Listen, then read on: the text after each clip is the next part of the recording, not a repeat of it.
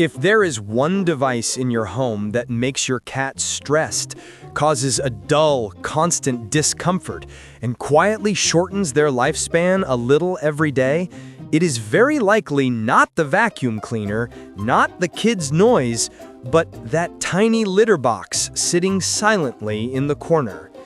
We invest a lot in food, supplements, toys, cat trees, and beds, then pick a random litter box just so there's somewhere to go, as long as it's less messy and less smelly. But for your cat, this is where they have to lower their head, turn their back, and relax their whole body. It's where they breathe in ammonia, litter dust, and chemical smells right at floor level. It's a strategic weak point that, if you design it wrong, your cat pays for with their kidneys, bladder, lungs, and sense of safety. Quietly, day after day. Just one litter box that is too enclosed, too cramped, with sides too high, placed in the wrong spot, filled with litter that's too perfumed, too dusty, and cleaned only when you remember, is enough to open the door to a whole chain of problems. Your cat holds their urine, develops cystitis, and faces urinary blockage. They cough, sneeze, and wheeze from breathing in irritating air. They start avoiding the box and peeing on the couch, bed, or clothes, and we label them as naughty or getting revenge. This video will break down 12 common litter box mistakes, show how they are connected to both your cat's physical and emotional health, and walk through a 48-hour plan to turn that smelly corner to avoid into a place where your cat can truly breathe a sigh of relief every time they step in. If you truly love your cat, stay until the end. And don't forget to like this video, subscribe to the channel, and share it with other people who are also caring for cats. Because the last mistake isn't in the cat at all, but in one very unconscious habit of ours that you may have repeated for years without ever noticing.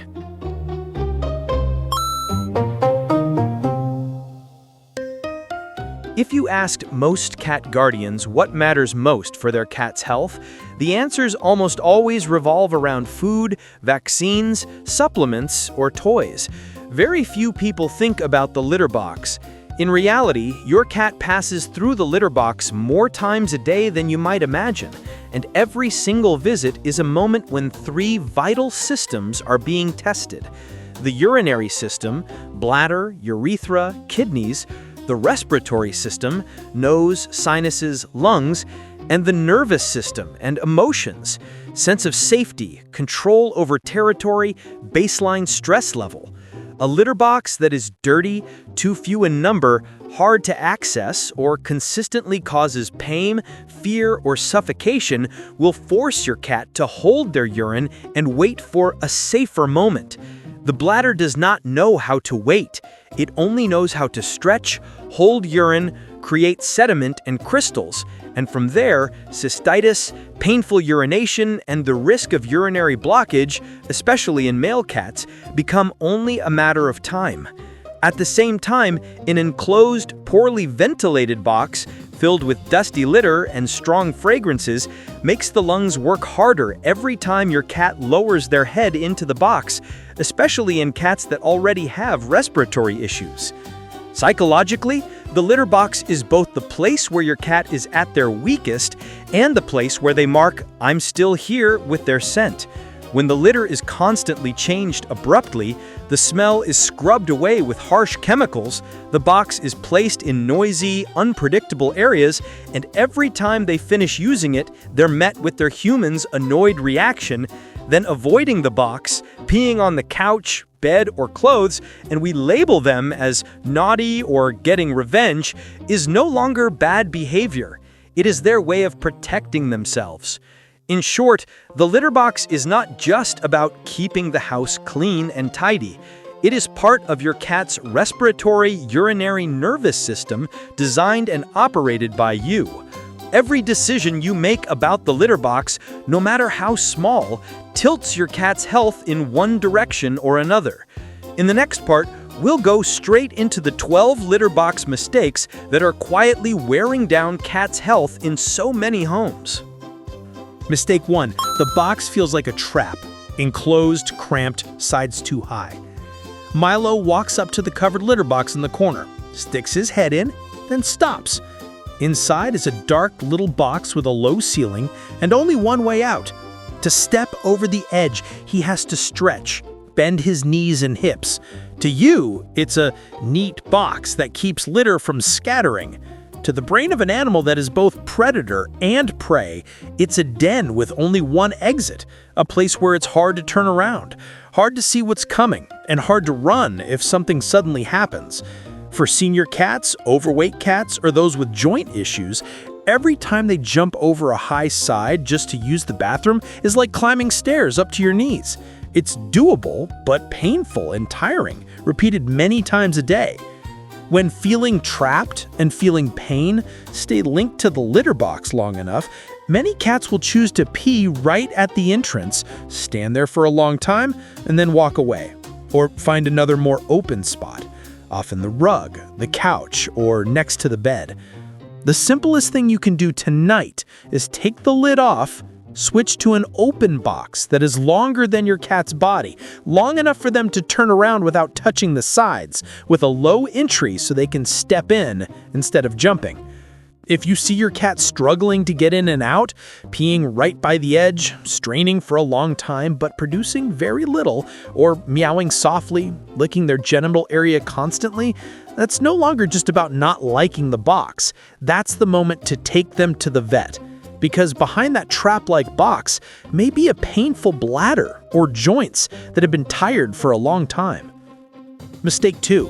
The more scented, dustier, and shallower the litter, the more toxic it is for your cat.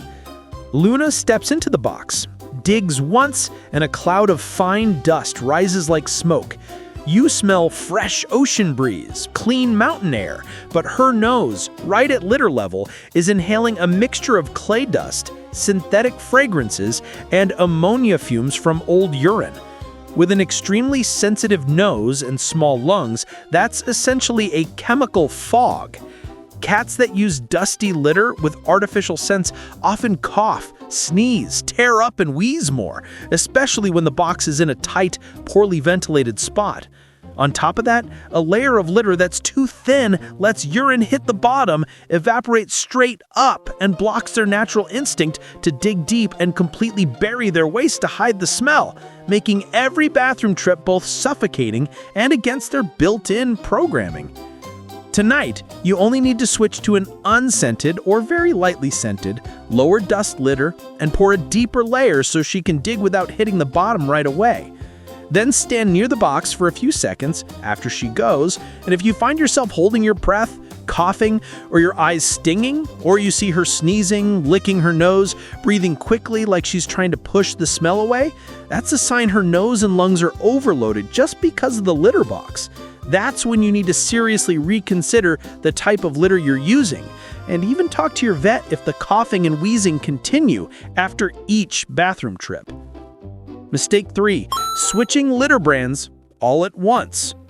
One fine day, you dump the box completely and replace 100% of the litter with a better, nicer smelling new brand. That evening, Travis walks in like he always does, then suddenly stops. The familiar smell is gone. The feel under his paws is different, and the entire scent map in his brain has been erased.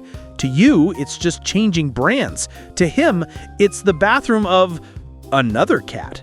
No trace of himself. No safety history.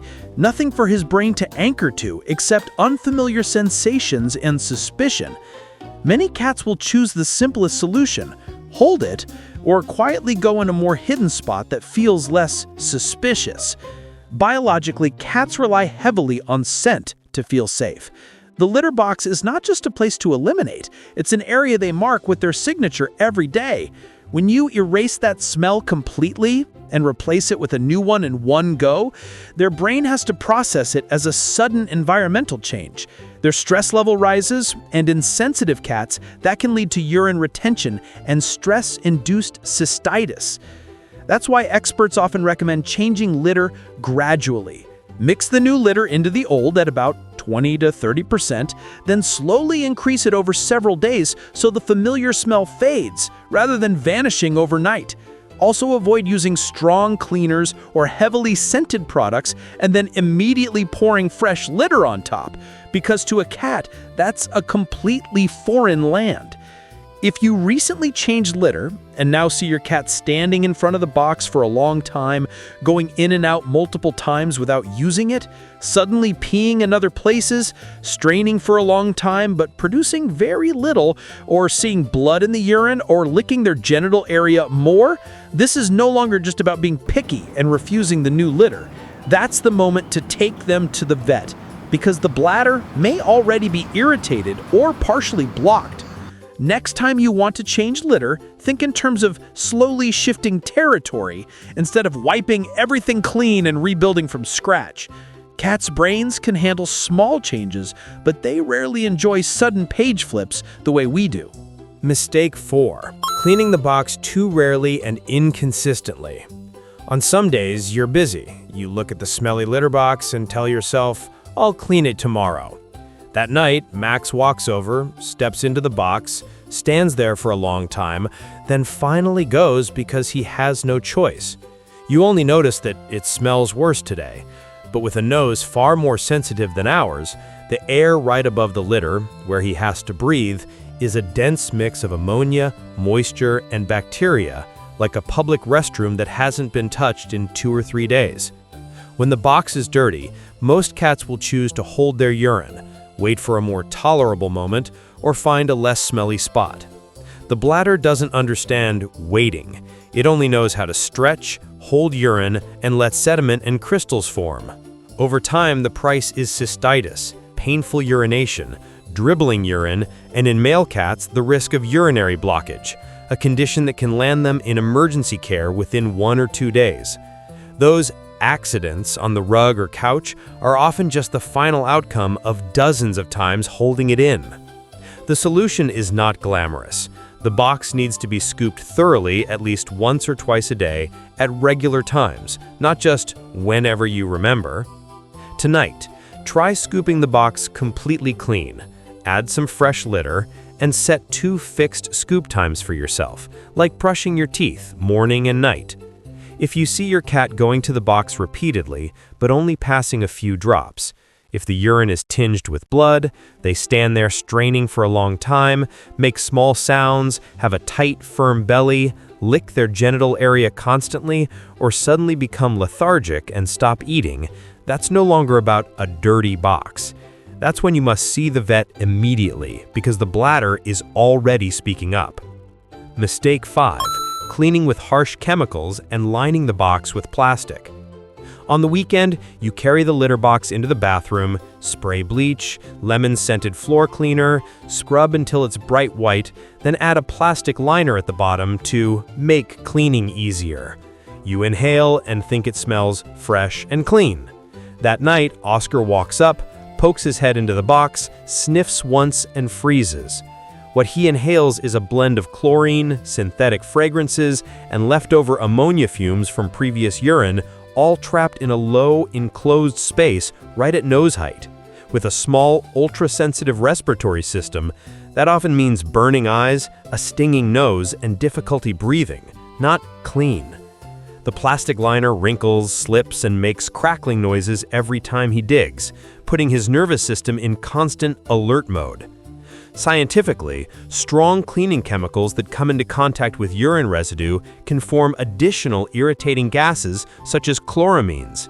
In a tight, poorly ventilated space of a litter box, the concentration can be enough to irritate your cat's nasal passages and lungs, especially in cats with asthma or chronic respiratory issues. Plastic liners trap moisture, letting urine pool between the liner and the plastic bottom, keeping ammonia smell around longer.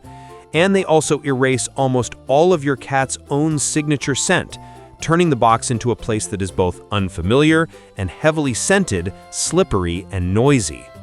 If you want to help your cat breathe easier tonight, just remove the plastic liner, wash the box with warm water and a bit of mild soap or unscented pet-safe cleaner, rinse thoroughly, dry it completely, and then add new litter. You can keep a little bit of clean, used litter so some familiar scent remains.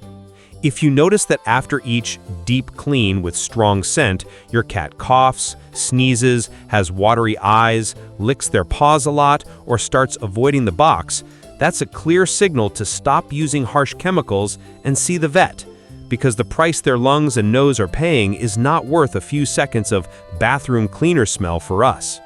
Mistake 6. A multi-cat household with not enough boxes. Your home has 3 cats, Milo, Luna, and Oscar, but only one extra-large litter box. You look at it and think, there's still space, it's fine. In reality, Milo goes in first and leaves a thick layer of "this is mine" scent. Later, Luna walks up, sniffs around, her body tenses and she quickly walks away, barely daring to dig. Oscar quietly chooses another option. He wanders into the bedroom and pees on a pile of clothes. At least there he only smells himself. In a cat's world, the litter box is a territorial bulletin board written in pheromones. When several cats are forced to share, the box easily becomes a checkpoint controlled by the most confident individual, while more timid cats experience a spike in cortisol, a racing heart, and a constant readiness to bolt every time they step in. If that feeling persists, they will hold their urine or look for a neutral zone, the sofa, the rug, the corner of a closet. The solution is not to scold them for not using the box, but to accept a very simple principle. The minimum number of litter boxes should be the number of cats plus 1, ideally spread across different locations and not all crammed into one corner. Tonight, if you have 2 cats and only 1 box, try adding at least 1 more in a different area of the home so each cat has a chance to find the place where the other isn't blocking the entrance or staring at their back. After a few days, if you hear less growling, see fewer secret pees on sofas and rugs, and the shy one starts using the box more often, it means the toilet battlefield has cooled down. On the other hand, if you've already added boxes and there's still one cat who dribbles urine, passes blood, hides a lot, and constantly licks their genital area, that's no longer just a territory problem. It's time to ask the vet to examine both their urinary tract and their stress level. Mistake 7. Using the same scoop for all boxes. At night, you scoop Pumpkin's litter box, then casually carry the same scoop over to Tiger's and Bear's. To you, it's just a cleaning tool. To your cat's bodies, it's a bridge that connects bacteria, viruses, parasites, and each cat's scent from one box to another. Many intestinal pathogens can survive on damp plastic for several days, so if even one cat has diarrhea, parasites, or intestinal inflammation, a shared scoop quietly shares it with the entire group. On a more subtle level, the smell and traces of one cat are transferred into another's box, turning a place Tiger used to feel was his into a box that suddenly reeks of Pumpkin, making sensitive cats more stressed, more likely to avoid the box, or disrupting their normal bathroom habits. The fix is almost laughably simple. Each box gets its own scoop, washed and dried regularly, especially if any cat in the house is ill. If you notice multiple cats in the home suddenly developing diarrhea, mucus in the stool, an unusually foul odor, vomiting, weight loss despite eating the same as before, remember to look at your litter box system and cleaning tools, and then take them to the vet. Sometimes the culprit is not the bag of food, but the plastic scoop making the rounds every night. Mistake 8. Putting the box in a hell of noise and traffic. Felix's litter box sits next to the washing machine, right by the front door, for easy cleaning. Every time he steps in, behind him are slamming doors, dragging shoes, the washer rumbling, people walking inches from his back. He's lowering his head, relaxing his belly, his most vulnerable posture, but his ears and eyes are working overtime, monitoring whether something is about to burst in on him. To you, it's just a slightly noisy corner. To the brain of an animal wired to fear ambush while eliminating, it's a place that never truly feels safe. No wonder he starts holding his urine, waiting until the house is quiet, or sneaking off to go under the bed, behind furniture, or on the bedroom rug, places with fewer sudden sounds and footsteps. Cats hear far better than we do, so sounds that seem normal to us are often enough to raise their heart rate and stress hormones every time they use the box, especially if it's in a spot with no cover, no alternate escape route, and no way to avoid someone suddenly appearing behind them. If you change just one thing tonight, move the litter box away from the washing machine, front door, busy hallway, or right next to the TV. Choose a quiet corner with little foot traffic where your cat can see the exit as soon as they step in and where no one will appear directly behind them. After a few days, if they start using the box more consistently, holding it in less, and sneaky pees decrease, it means you've finally given them a proper bathroom. If even after changing the location they still avoid the box, dribble urine, pass blood, hide a lot, and constantly lick their genital area, it's not just about noise anymore. That's the time to see the vet, because their urinary system may have been struggling for a while. Mistake 9. Not monitoring your cat's bathroom habits. Every evening you scoop the box like a mindless routine. Scoop, dump, trash. Loki quietly goes in and out like always. You only see that the box is dirty as usual, but if you looked more closely, there would be times when the number of clumps suddenly drops, the clumps become unusually large, the stool gets smaller and hard like rocks, or the opposite, loose, sticky, with a distinctly different smell. For your cat, the litter box is where their body reports the condition of their kidneys, bladder, and intestines every day. Too little urine can mean dehydration, inflammation, or blockage. Too much urine and very large clumps can point toward kidney issues or diabetes. Dry, crumbly stool speaks of water intake and constipation, while ongoing loose stool signals inflammation, infection, or parasites. When you only scoop to finish the chore and never read the box, you've missed out on a lifetime of free tests repeated for as long as your cat lives. Tonight, before you throw anything away, pause for a few seconds. Estimate how many urine clumps there are compared to a normal day, whether they're bigger or smaller, and whether the stool has changed in shape or smell. By just keeping a mental picture of what's normal in my house, you'll notice very quickly when something isn't right. If after 24 hours you barely see any urine clumps or only tiny ones, if your cat goes to the box often, strains for a long time, makes soft sounds, passes blood in their urine, or if loose, smelly, mucus-filled stool continues for many days, that's no longer just a weird day. That's when you need to go to the vet immediately. The litter box has sent the warning. The question is whether you choose to listen. Mistake 10. Trusting the automatic litter box more than your cat's trust. You bring home a several $100 automatic litter box and feel like you've upgraded life for everyone. The litter is always level, no dirty clumps in sight, the corner looks spotless. Until one night, just as Lily is still turning around in the box, the motor whirs to life, and the mechanical rake slowly scrapes the litter right behind her. You think it's funny. In her mind, that's the moment the bathroom's suddenly attacked. For an animal already preoccupied with the idea of being ambushed while crouching with their back turned, just one or two such experiences are enough for the brain to label the box unpredictable, unsafe. From then on, every time she steps into the box, her heart beats faster, stress hormones stay elevated, and many cats choose to hold their urine or quietly switch to doing their business on rugs, couches, or in corners, places that are quiet, still, and without motors or arms suddenly moving behind them. Behaviorally, cats can handle changes that are gradual and predictable, but they cope very poorly with automated machines that activate exactly when they're at their most vulnerable. A box that is always clean is not the same as a box that always feels safe. If every use of the box means waiting to see whether it will vibrate, make noise, or rake, the body will choose the safer option, avoiding it.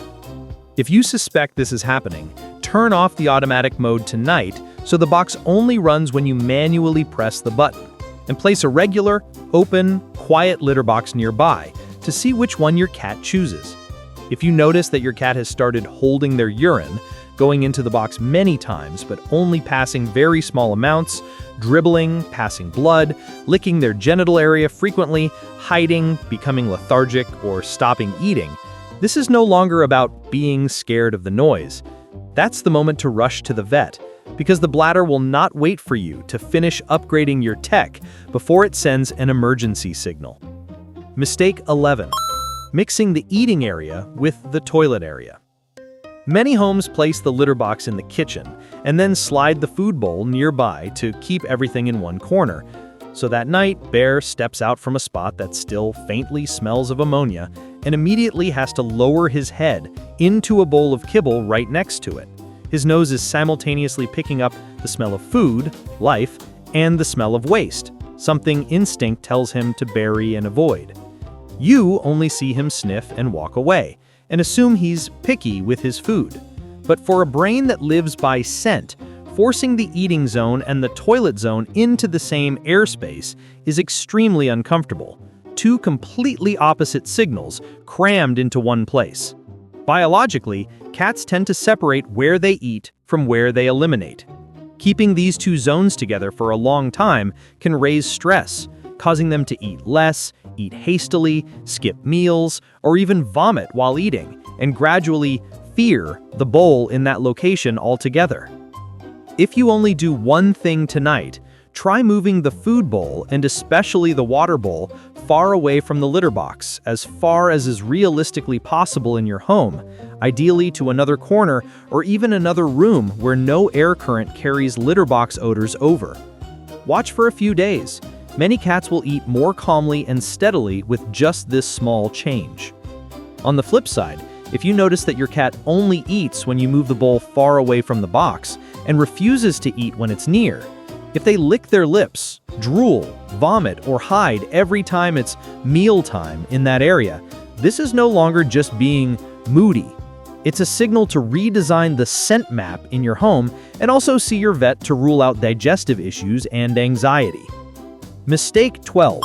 Reacting with disgust every time your cat finishes using the box. This might be the least noticed but most common mistake. Garfield has just stepped out of the box and is still flicking his tail when you blurt out, "Oh my God, that stinks, I can't stand it," while waving your hand and scrunching up your face. He doesn't understand the words, but he clearly hears the sharp tone, feels the hurried footsteps, and senses the tension in the room. And all of that happens right after he's just done something completely instinctive. A cat's brain doesn't analyze language, but it is extremely sensitive to tone of voice, facial expressions, and movement speed. If this repeats often enough, he learns one simple lesson. Using the litter box equals the person he's most attached to becomes upset and angry. Better avoid that moment, avoid that place, or go somewhere they're less likely to notice. From your perspective, that's peeing in the wrong place, being stubborn. From his perspective, he's just trying to go in the spot where he'll be judged the least. The fix is not fancy. When you smell something, try to keep your voice neutral. Scoop the box like it's just another routine task, and if you say anything, keep it short and gentle, something like, "Good job, you went in the right place," and then stay quiet. Open a window, turn on a fan, or use air freshener afterwards, but do all of that away from your cat's ears. Over time, his brain will associate the bathroom with safety instead of shame. If you've been scolding or showing disgust for a long time, and now notice that your cat avoids the box, tiptoes in and then runs off quickly, or only dares to go in hidden places like under the bed, take that as a sign to reset. Change the box to make it more comfortable, change your reactions, and if you also see dribbling urine, blood in the urine, holding it in, straining for a long time, don't just blame stubbornness. That's the time to see the vet, because sometimes beneath the fear is a body in pain, and the box is the only place your cat knows how to show it.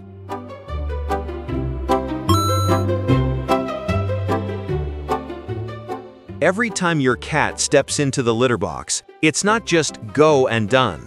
Right above the litter, exactly at nose level, is a layer of air mixed with ammonia from decomposing urine, fine dust from cheap litter, and synthetic, fresh forest, cool ocean fragrances. Your cat's lungs are small. Their nasal lining is thin and very sensitive, so what you experience as a bit smelly, a bit dusty, is often enough to make them feel a burning nose, sore throat, coughing, sneezing, and wheezing, especially in asthmatic cats, senior cats, or those with a history of respiratory disease. On the urinary side, the story is just as straightforward. When the box is dirty, smelly, blocked by another cat, too enclosed, too noisy, or painful to enter because of joint issues, your cat's natural reflex is to hold it. Their brain prioritizes avoiding anything labeled unsafe, but the bladder doesn't understand the word hold. It only knows how to stretch, keep urine longer than normal, let sediment and crystals settle. Over time, the bladder wall becomes irritated. The urethra is constantly soaked in concentrated urine, and in male cats, a single tiny plug is enough to push them into urinary obstruction, a situation that can become life-threatening within a day or two. At the same time, every bathroom trip is a moment when your cat is in their weakest posture, head down, back turned, unable to spring up quickly. In that moment, they need the toilet to be a quiet, predictable place. When the box is an enclosed container with only one exit, placed in a noisy corner, occasionally shaking, scraping, or making sounds because of an automatic box, with odors that one day are harsh chemicals and another day strong cleaning products, plus their human's complaints and irritation every time they finish, your cat's brain very easily associates the litter box with anxiety, shame, and judgment. Their baseline stress level slowly creeps up. They eat less, sleep less deeply, are more prone to urinary issues, over-grooming, and withdrawing. From peeing outside the box all the way to cystitis, many behavior and health problems start right there. And finally, the litter box doesn't just touch the lungs, bladder, and nervous system, it also touches the relationship between you and your cat. A litter box that is truly designed and managed for the cat, clean enough, lightly scented or neutral, placed in a safe spot, combined with your calm reactions, quietly teaches them, here you're allowed to be a real cat, even when you go to the bathroom. That becomes a very solid foundation for everything else, playing, sleeping, eating, and curling up on you without having to stay on guard.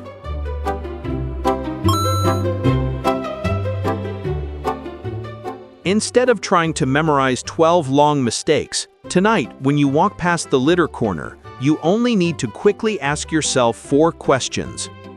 If I were the one, would I be willing to crawl into this box? If I were the one, how long could I tolerate this smell every single time I had to use the bathroom? If I were the weakest cat in the house, would I dare go in here right after the other cat just used it? And honestly, do I even know whether today's pee and poop look any different from yesterday's? Just those 4 questions are enough to make you see the litter box not as a container to be hidden away, but as a living organ of the entire home, a place where the lungs, bladder, brain, and the relationship between you and your cat meet every day. There is a very clear line. Once you cross it, it's no longer about adjusting the box, it's go to the vet now. 24 hours go by and you see almost no urine clumps. Your cat goes into the box many times, strains for a long time, only passes a few drops, dribbles urine, or you see blood. They suddenly start hiding, become lethargic, stop eating, lick their genital area much more than usual, or they have diarrhea, mucus in the stool, and a strong foul smell that lasts for many days even though you've already changed the litter and the food. At that point, the litter box is only the alarm bell. What you need is not a new litter brand, but a proper examination so their body can get timely treatment.